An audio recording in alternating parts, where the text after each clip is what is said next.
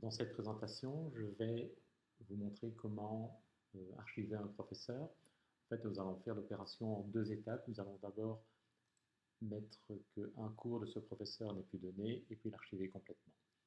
L'opération se fait dans la gestion du personnel à partir des coordonnées, c'est le plus simple.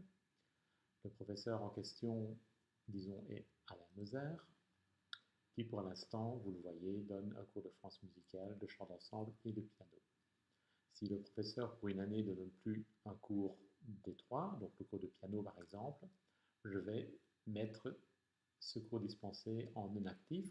Pour ce faire, je vais passer en lecture-écriture. Je vais donc pouvoir modifier au niveau des cours dispensés. Et je vais mettre que le cours de piano n'est pas actif pour cette année et je vais valider. Il est important dans la gestion des professeurs de bien valider chaque fois au niveau de l'onglet accordéon dans lequel vous êtes. Si vous faites une modification dans la partie contact, il faut valider dans la partie contact. Idem, si vous faites une modification dans la partie cours dispensé, il faut valider à ce niveau-là. Ainsi de suite. Je vais revenir à la gestion et M. Moser s'en va définitivement de l'académie. Je reviens à la gestion du personnel. Je prends la fiche de M. Moser et je vais décider qu'il ne donne plus cours à l'école. Ce que je vais faire, c'est passer en lecture-écriture. Je vais désactiver tous les cours pour lesquels il était engagé.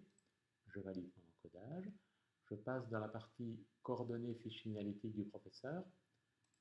Voilà, je me rends compte que ma fenêtre est trop petite. Je peux refermer mes autres accordéons en cliquant sur le titre. Voilà, je suis sur la fiche de Alain Moser et je vais trouver le champ actif ou non et je vais archiver. Même remarque que tout à l'heure, vous devez valider votre encodage avec un des boutons de validation de la zone fiche signalétique. Voilà, donc j'ai bien désactivé les trois zones ici. Si je reviens plus tard sur ma gestion du personnel, le professeur n'est plus repris dans la liste, en sachant très bien que lorsque vous voudrez le retrouver, il est tout à fait possible soit de le faire via une recherche, soit de le faire via la zone d'encodage ici, en cochant la case de demande de recherche des archives. Et bien sûr, je retrouve ma fiche Mozart Alain en ayant fait la recherche telle que proposée.